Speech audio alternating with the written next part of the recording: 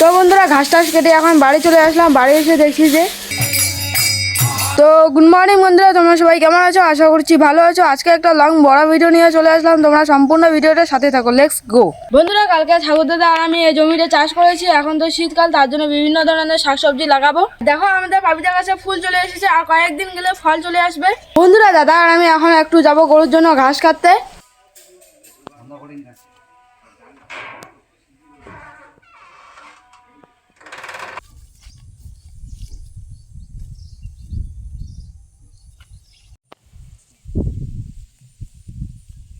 বন্ধুরা আমরা এখন এই ঘাসগুলো কাটবো। তো বন্ধুরা ঘাস টাস কেটে এখন বাড়ি চলে আসলাম। বাড়ি এসে দেখছি যে